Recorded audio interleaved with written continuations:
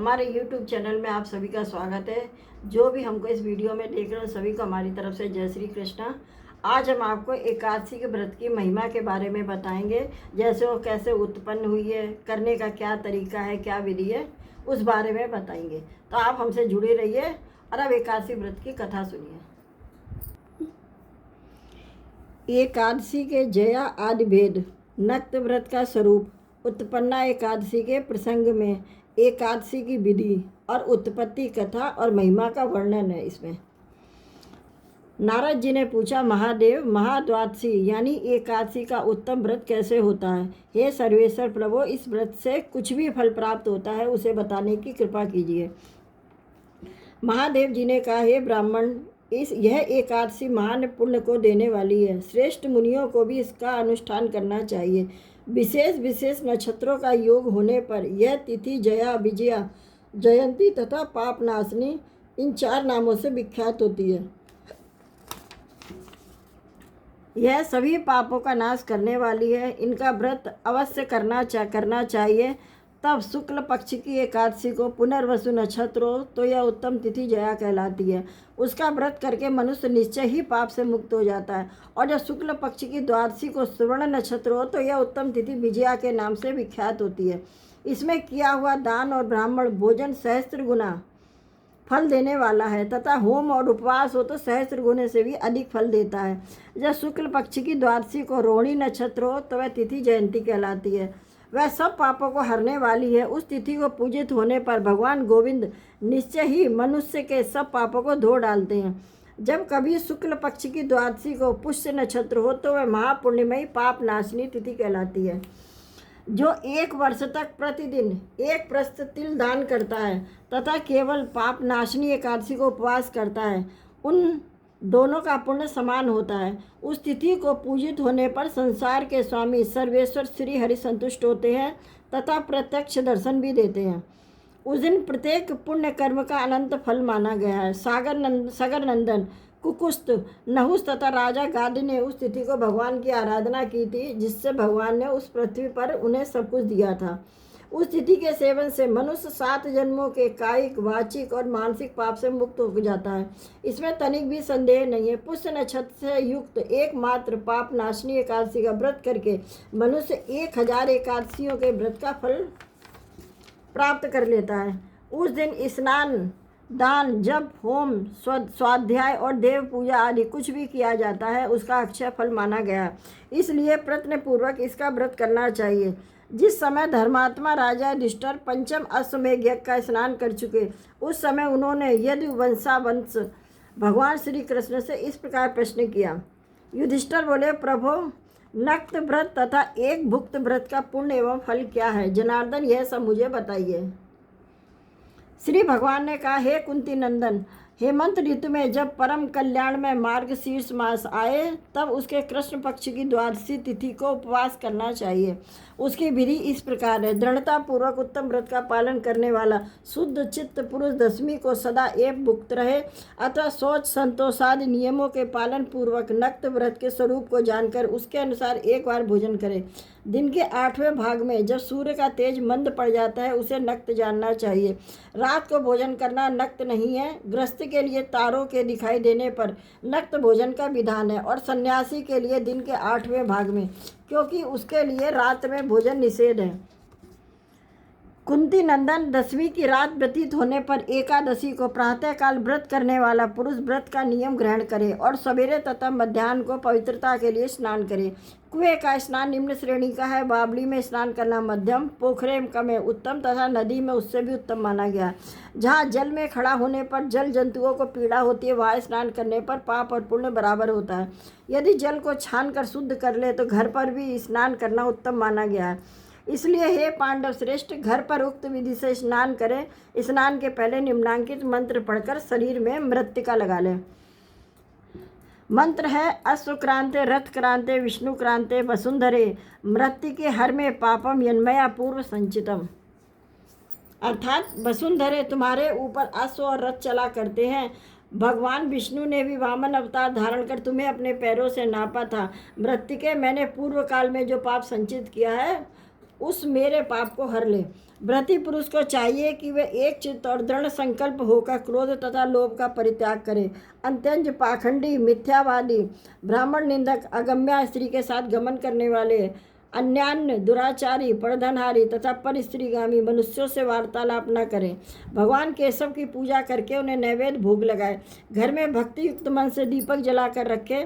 पार्थ उस दिन निंद्रा और मैथुन का परित्याग करे। धर्मशास्त्र से मनोरंजन करते हुए संपूर्ण दिन व्यतीत करे। नृप श्रेष्ठ भक्ति युक्त होकर रात्रि में जागरण करे। ब्राह्मणों को दक्षिणा दे और प्रणाम करके उनसे त्रुटियों के लिए क्षमा मांगे। जैसे कृष्ण पक्ष की एकादशी ही वैसे ही शुक्ल पक्ष की एकादशी है। इस विधि से ही उसका भी व्रत करना चाहिए। हे पार्थ, द्विज को उचित है वह शुक्ल और कृष्ण पक्ष की एकादशी के व्रती लोगों में भेद बुद्धि उत्पन्न न करे। शंखोद्धार तीर्थ में स्नान करके भगवान गदाधर का दर्शन करने से जो पुण्य होता है तथा संक्रांति के अवसर पर 4 लाख का दान करने से जो पुण्य प्राप्त किया जाता है, वह सब एकादशी व्रत की 16वीं कला के बराबर भी नहीं है। प्रभास क्षेत्र में चंद्रमा और सूर्य के ग्रहण के अवसर पर स्नान दान से जो पुण्य प्राप्त होता है, वह निश्चय ही एकादशी को उपवास करने वाले मनुष्य को मिल जाता है। केदार क्षेत्र में जल पीने से पुनर्जन्म नहीं होता है। एकादशी का भी ऐसा ही महत्व है। यह भी गर्भवास का निवारण करने वाली है। पृथ्वी पर अश्वमेध यज्ञ का जो फल होता है उससे 100 गुना अधिक फल एकादशी व्रत करने वालों को मिलता है।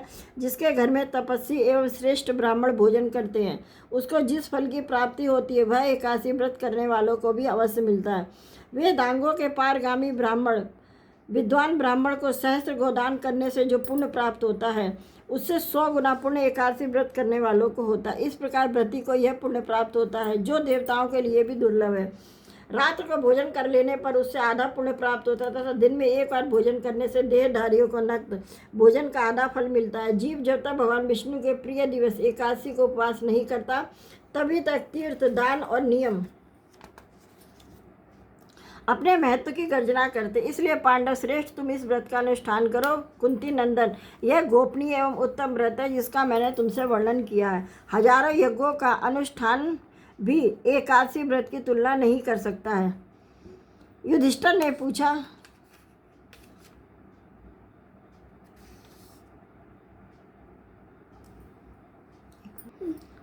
ने पूछा, भगवान, पुण्यमयी एकादशी तिथि कैसे उत्पन्न हुई, संसार में क्यों पवित्र मानी गई तथा देवताओं को कैसे प्रिय हुई।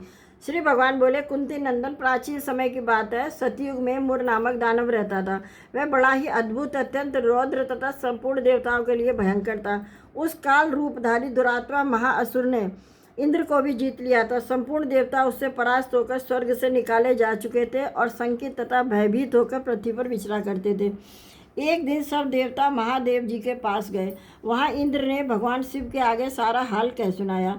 इंद्र बोले, महेश्वर, यह देवता स्वर्गलोक से भ्रष्ट होकर पृथ्वी पर विचर रहे हैं। मनुष्यों में रहकर इनकी शोभा नहीं होती है। देव, कोई ऐसा उपाय बताइए, देवता किसका सहारा लें।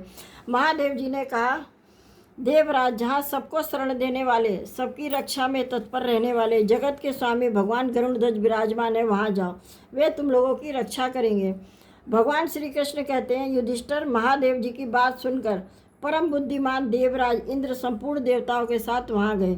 भगवान गदाधर क्षीर सागर के जल में सो रहे थे। उनका दर्शन करके इंद्र ने हाथ जोड़कर स्तुति आरंभ की। इंद्र बोले, देव देवेश्वर, आपको नमस्कार है। देवता और दानव दोनों ही आपकी वंदना करते हैं। पुंडरीकाक्ष, आप दैत्यों के शत्रु हैं। मधुसूदन, हम लोगों की रक्षा कीजिए। जगन्नाथ, संपूर्ण देवता मुर नामक दानव से भयभीत है, आपकी शरण में आए हैं। भगत वत्सल, हमें बचाइए। हे देव देवेश्वर, हमें बचाइए। हे जनार्दन, हमारी रक्षा कीजिए, रक्षा कीजिए। दानवों का विनाश करने वाले कमल नयन, हमारी रक्षा कीजिए। प्रभु, हम सब लोग आपके समीप आए हैं, आपकी ही शरण में आ पड़े हैं। हे भगवान, शरण में आए हुए देवताओं की सहायता कीजिए। हे देव, आप ही पति, आप ही मति, आप ही कर्ता और आप ही कारण हैं। आप ही सब लोगों की माता, आप ही इस जगत के पिता हैं। भगवान देव देवेश्वर शरणागत वत्सल, देवता भयभीत होकर आपकी शरण में आए हैं। प्रभु, अत्यंत उग्र स्वभाव वाले महाबली मुर नामक दैत्य ने संपूर्ण देवताओं को जीतकर इन्हें स्वर्ग से निकाल दिया है। इंद्र की बात सुनकर भगवान विष्णु बोले, देवराज, वह दानव कैसा है, उसका रूप और बल कैसा है तथा उस दुष्ट के रहने का स्थान कहाँ है। इंद्र बोले, देवेश्वर, पूर्व काल में ब्रह्मा जी के वंश में तालजंग नामक एक महान असुर उत्पन्न हुआ था जो अत्यंत भयंकर था। उसका पुत्र मुरदानव के नाम से विख्यात था। वह भी अत्यंत उत्कट, महापराक्रमी और देवताओं के लिए भयंकर है। चंद्रावती नाम से प्रसिद्ध एक नगरी है, उसी में स्थान बनाकर वह निवास करता है। उस दैत्य ने समस्त देवताओं को परास्त करके स्वर्ग से बाहर कर दिया है। उसने एक दूसरे ही इंद्र को स्वर्ग के सिंहासन पर बैठाया है। अग्नि, चंद्रमा, सूर्य, वायु तथा वरुण भी उसने दूसरे ही बनाए हैं। जनार्दन, मैं सच्ची बात बता रहा हूँ, उसने सब कोई दूसरे ही कर लिए हैं। देवताओं को तो उसने प्रत्येक स्थान से वंचित कर दिया है। इंद्र का कथन सुनकर भगवान जनार्दन को बड़ा क्रोध हुआ। वे देवताओं को साथ लेकर चंद्रावतीपुरी में गए। देवताओं ने देखा दैत्यराज बार बार गर्जना कर रहा है। उससे परास्त होकर संपूर्ण देवता दसों दिशाओं में भाग गए। अब वह दानव भगवान विष्णु को देखकर बोला, खड़ा रहे, खड़ा रहे। उसकी ललकार सुनकर भगवान के नेत्र क्रोध से लाल हो गए। वे बोले, अरे दुराचारी दानव, मेरी भुजाओं को देख। यह कहकर श्री विष्णु ने अपने दिव्य बाणों से उसके सामने आए हुए दुष्ट दानवों को मारना आरंभ किया। दानव भय से बिहा लौटे। पांडुनंदन, तत्पश्चात श्री विष्णु ने दैत्य सेना पर चक्र का प्रहार किया। उससे छिन्न भिन्न होकर सैकड़ों योद्धा मौत के मुख में चले गए। उसके बाद भगवान मधुसूदन बद्रिकाश्रम को चले गए। वहाँ सिंहावती नाम की गुफा थी जो 12 योजन लंबी थी। पांडुनंदन, उस गुफा में एक ही दरवाज़ा था। भगवान विष्णु उसी में सो रहे थे। दानव मुर भगवान को मार डालने के उद्योग में लगाता हुआ उनके पीछे लगा रहा। वहाँ पहुंचकर उसने उसी गुहा में प्रवेश किया जहाँ भगवान को सोते देखकर उसे बड़ा हर्ष हुआ। उसने सोचा, यह दानवों को भय देने वाला देवता था, निसंदेह इसे मार डालूंगा। युधिष्ठिर, दानव के इस प्रकार विचार करते ही भगवान विष्णु के शरीर से एक कन्या प्रकट हुई जो बड़ी ही रूपवती, सौभाग्यशाली तथा दिव्य अस्त्र शस्त्रों से युक्त थी। वह भगवान के तेज के अंश से उत्पन्न हुई। उसका बल और पराक्रम महान था। युधिष्ठिर, दानवराज मुर ने उस कन्या को देखा। कन्या ने युद्ध का विचार करके दानव के साथ युद्ध के लिए याचना की। युद्ध छिड़ गया। कन्या सब प्रकार की युद्ध कला में निपुण थी। वह मुर नामक महान असुर उसके हुंकार मात से ही राख का ढेर हो गया।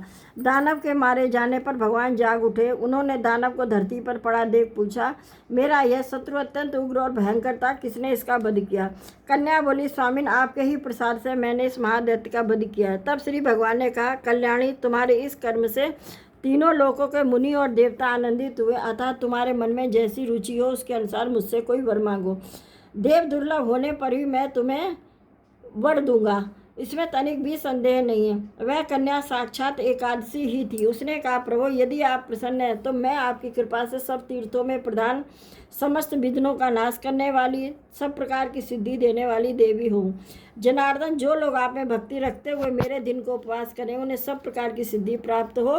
माधव, जो लोग उपवास, नक्त एवं एक भुक्त होकर करके मेरे व्रत का पालन करें उन्हें आप धन, धर्म और मोक्ष प्रदान कीजिए। श्री विष्णु भगवान बोले, कल्याणी, जो तुम कहती हो वह सब पूर्ण होगा।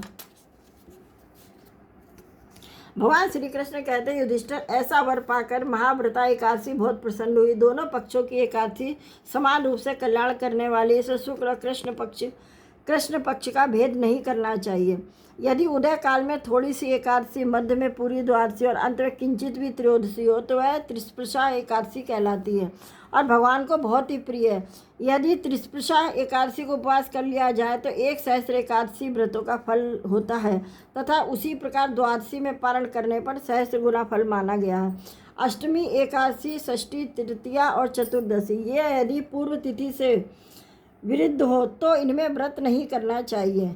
परिवर्तनीय तिथि से युक्त होने पर इनमें उपवास का विधान है। पहले दिन में और रात में भी एकादशी हो तथा दूसरे दिन केवल प्रातःकाल एक दंड एकादशी रहे तो भी पहली तिथि का परित्याग करके दूसरे दिन की द्वादशी युक्त एकादशी को ही उपवास करना चाहिए। यह विधि मैंने दोनों पक्षों की एकादशी के लिए बताई है। जो मनुष्य एकादशी को उपवास करता है वह वैकुंठ धाम में, जहाँ साक्षात भगवान श्री गरुड़ ध्वज विराजमान है, जाता है। जो मानव हर समय एकादशी के महात्म्य का पाठ करता है उसे सहस्त्र गोदानों के पुण्य का फल प्राप्त होता है। जो दिन या रात भक्ति पूर्वक इस महात्म्य का प्रश्रवण करते हैं वे निसंदेह ब्रह्म हत्या आदि पापों से मुक्त हो जाते हैं। एकादशी के समान पाप नाशक व्रत कोई दूसरा नहीं है।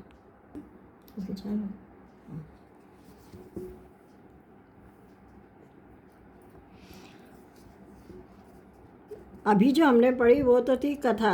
एकादशी की। और अब ये है निर्जला एकादशी का महात्म्य, क्योंकि कथा के बाद महात्म जरूरी है। तो सुनिए, ज्येष्ठ मास शुक्ल पक्ष की निर्जला एकादशी का महात्म्य। युधिष्ठिर ने कहा, जनार्दन, अपरा का सारा महात्म मैंने सुन लिया, अब ज्येष्ठ की शुक्ल पक्ष में जो एकादशी हो उसका वर्णन कीजिए। भगवान श्री कृष्ण बोले, राजन, इसका वर्णन परम धर्मात्मा सत्यवती नंदन व्यास जी करेंगे, क्योंकि ये संपूर्ण शास्त्रों के तत्वज्ञ और वेद वेदांगों के पारंगत विद्वान हैं। तब श्री वेद व्यास जी कहने लगे, दोनों ही पक्षों की एकादशियों को भोजन न करें। द्वादशी को स्नान आदि से पवित्र होकर फूलों से भगवान केशव का पूजा करके नित्य कर्म समाप्त होने के पश्चात पहले ब्राह्मणों को भोजन देकर अंत में स्वयं भोजन करें। राजन, जन्ना शौच और मरना शौच में भी एकादशी को भोजन नहीं करना चाहिए। यह सुनकर भीमसेन बोले, परम बुद्धिमान पितामह, मेरी उत्तम बात सुनिए। राजा युधिष्ठिर, माता कुंती, द्रौपदी, अर्जुन, नकुल और सहदेव ये एकादशी को कभी भोजन नहीं करते तथा मुझसे भी हमेशा यही कहते हैं कि भीमसेन, तुम भी एकादशी को न खाया करो, किंतु इन लोगों ने यही कह दिया करता हूँ कि मुझे भूख नहीं सही जाती है। भीमसेन की बात सुनकर श्री व्यास जी ने कहा, यदि तुम्हें स्वर्ग लोक की प्राप्ति अभिष्ट है और नरक को दूषित समझते हो तो दोनों पक्ष की एकादशी को भोजन न करना। भीमसेन बोले, महाबुद्धिमान पितामह, मैं आपके सामने सच्ची बात कहता हूँ, एक बार भोजन करके भी मुझसे व्रत नहीं किया जा सकता है, फिर उपवास करके मैं रह कैसे सकता हूँ। मेरे उदर में वृक नामक अग्नि सदा प्रज्वलित रहती है, अतः जब मैं बहुत अधिक खाता हूँ तभी यह शांति होती है। इसलिए महामुनि, मैं वर्ष भर में केवल एक ही उपवास कर सकता हूँ, जिससे स्वर्ग की प्राप्ति सुलभ हो तथा जिसके करने से मैं कल्याण का भागी हो सकूँ। ऐसा कोई व्रत निश्चय करके बताइए, मैं उसका यथोचित रूप से पालन करूँगा। व्यास जी ने कहा, भीम, ज्येष्ठ मास में सूर्य वृष राशि पर हो या मिथुन राशि पर शुक्ल पक्ष में जो एकादशी हो उसका यत्न पूर्वक निर्जल व्रत करो। केवल कुल्ला या आचमन करने के लिए मुख में जल डाल सकते हो, उसको छोड़कर किसी प्रकार का जल विद्वान पुरुष मुख में न डाले, अन्यथा व्रत भंग हो जाता है। एकादशी को सूर्योदय से लेकर दूसरे दिन के सूर्योदय तक मनुष्य जल का त्याग करे तो यह व्रत पूर्ण होगा। तदंतर द्वादशी को निर्मल प्रभात काल में स्नान करके ब्राह्मणों को विधि पूर्वक जल और स्वर्ण का दान करें। इस प्रकार सब कार्य पूर्ण करके जितेंद्रिय पुरुष ब्राह्मणों के साथ भोजन करें। वर्ष भर में जितनी एकादशियाँ होती हैं उन सबका फल निर्जला एकादशी के सेवन से मनुष्य प्राप्त कर लेता है, इसमें तनिक भी संदेह नहीं है। शंख चक्र और गदा धारण करने वाले भगवान केशव ने मुझसे कहा था कि यदि मानव सबको छोड़कर एकमात्र मेरी शरण में आ जाए और एकादशी को निराहार रहे तो वह सब पापों से छूट जाता है।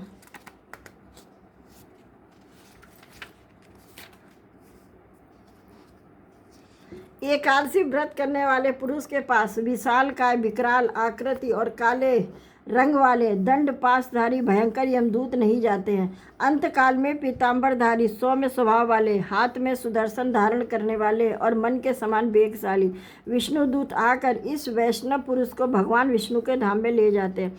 अतः निर्जला एकादशी को पूर्ण यत्न करके उपवास नहीं करना चाहिए। तुम भी सब पापों की शांति के लिए यत्न के साथ उपवास और श्री हरि का पूजन करो। स्त्री हो या पुरुष, यदि उसने मेरु पर्वत के बराबर भी महान पाप किया है तो भी वह सब एकादशियों के प्रभाव से भस्म हो जाता है। जो मनुष्य उस दिन जल के नियम का पालन करता है वह पुण्य का भागी होता है और उसे एक एक पैर में कोटि कोटि स्वर्ण मुद्रा दान करने का फल प्राप्त होता है। सुना गया है कि मनुष्य निर्जला एकादशी के दिन स्नान, दान, जप, होम आदि जो कुछ भी करता है वह सब अक्षय होता है। यह भगवान श्री कृष्ण का कथन है। निर्जला एकादशी को विधि पूर्वक उत्तम रीति से उपवास करके मानव वैष्णव पद को प्राप्त कर लेता है। जो मनुष्य एकादशी के दिन अन्न खाता है वह पाप भोजन करता है।